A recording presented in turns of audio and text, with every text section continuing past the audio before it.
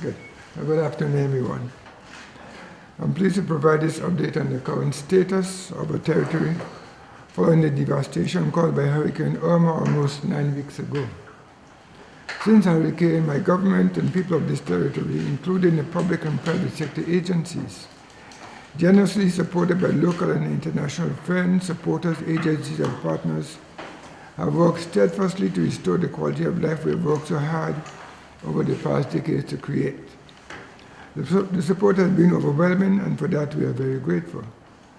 Today I'm pleased to report that our collective efforts towards recovery are beginning to pay off, and in a resilient and positive way. Let me share the reason for my optimism. You're aware that we have focused on recovery in the short term by looking at some key sectors. These areas are infrastructure and utilities, the business and economy, human and social services, governance, and the environment. And we have made measurable progress in all these areas. Let's begin with infrastructure and utilities. The team at BVI Electricity Corporation and their many partners from overseas have been moving swiftly. The corporation has now 11 megawatts of power distributed on a consistent basis. This means we are now consistently distributing 1/3 of what we used to distribute before Irma. And that is good news. What does this mean in practice? I'm told that we now have an estimated 15 to 20% of customers on Tortola with power, 50% on Virgin Gorda, and 80% on Anegada. There's no electricity yet to Jocelyn Dyke, but the team is working diligently to allow the western feeder to send power to Jocelyn Dyke. We have made good power at water as well. Large sections of eastern and Rotong zones have running water. Western will have water once the lift station at Capoons Bay has power, and we hope to achieve this within the next 2 weeks. Although we are steadily bringing many of our systems up and distribution networks are expanding, you will appreciate there will be intermittent scheduled service until we are fully restored. We will continue to have truck delivery in some areas as well. On Virgin Gorda, the Hanson Bay plant is working and producing water, which is being distributed to most areas of the valley, including all the way to the Bats. We are working to restore the North Song plant, which was destroyed. In Anegada, the reservoirs are being filled nightly. On Jocelyn Dyke, the reservoir was destroyed, but water is being pumped to a temporary reservoir, and further work has been done to provide a similar solution for distribution in elevated areas. I know that driving many of the roads is uncomfortable. This is why we have made rehabilitation on the roads one of our utmost priorities. We have made good progress in clearing the roads throughout the territory, and now we are turning attention to provide temporary repairs to the most damaged sections of roads throughout the territory to make them safe and motorable.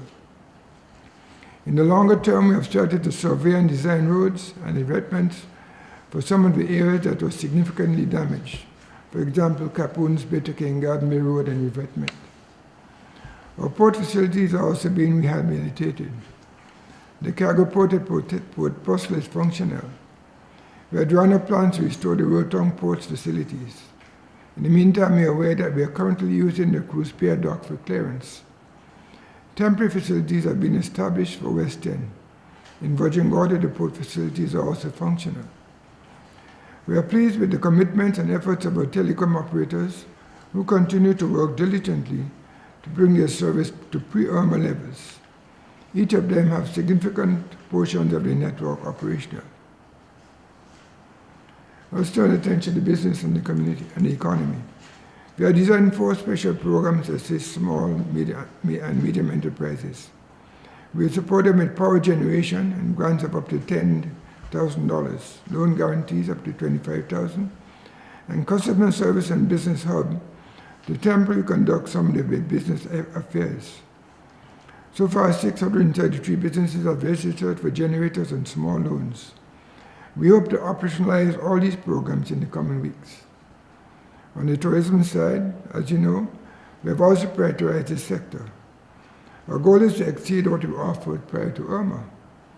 Naturally, return of this sector will take some time, but we are optimistic and ambitious, and so too are our partners. While many of the marquee accommodations are currently closed, there are several others that continue to provide service. Very importantly, our yachting sector is excited to be welcoming visitors as of November 1st. Charter companies have already signaled sailing for the winter of 2017-2018 season, and many of them are bringing new yachts to BVI for the first time. Like other areas, we are supporting this industry to ensure it redevelops quickly. Now looking at the human and social services areas. Our high school has reopened for a few weeks now, and we're pushing hard to ensure that our primary schools are open within the next week or so. The Minister of Education would have provided a comprehensive update on where we are with schools. We have submitted a prison recovery plan to National Security Council to rehabilitate our prison system. Our social and health sector has also been a key focus. We have partnered with a number of organizations to support the social sectors, including PAHO, Convoy of Hope, UNICEF, Rubicon, ADRA, and Unite BVI, to name a few. They have helped in a number of areas, including relief, food aid, shelters, medical reports, building assessments, vector control, housing repair, medical infrastructure repair. I want to thank all of them for their support. There are some special programs that the partners are engaged, including the housing program and subsistence support program. The government are very keen to see everyone back in their homes, and we will therefore shortly be considering a comprehensive housing policy to help address all our housing needs. We have a strong waste management program, and I want to thank the local contractors for their continued commitment. We also have a very good support from the external partners such the FID in this regard. We have worked hard to make sure that BVI is safe. We have developed a policing response in the territory to provide security, reassurance, and law and order. And this has been enabled through the support of the UK, plus the Bermudan and Cayman Islands government assisting the Royal Virgin Islands Police Force. We have a total of 325 police officers, and we're able to develop a strong and effective security regime across the territory. Not only are we enforcing the curfew, which is designed to keep people safe, but also to target criminals who are operating during the hours of darkness, when people are most vulnerable.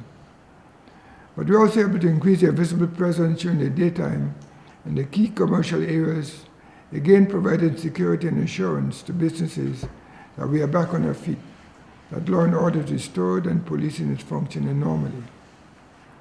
While plans are afoot to get courts restored, it hasn't prevented the police from carrying out arrests and working with the DPP to agree charges.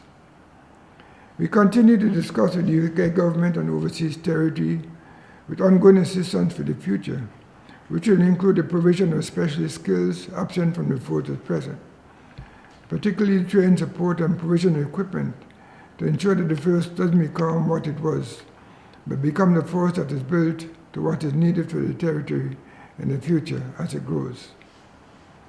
We have developed a plan and prioritized the repairs to all our courts to ensure proper functioning of our justice system. Significant amount of work continues to be carried out in the terrestrial and marine environments. The crews have been hard at work cleaning beaches and coastlines. We'll have particular focus also on our tourism sites. The Ministry of Natural Resources also presented plans to provide various support to our farmers and fishermen. We'll hear more about this in the near future. As you can see from the above updates, we have made some progress, some good progress, and have much more to do. With God's blessing and each of your support, we'll continue to move forward steadfastly.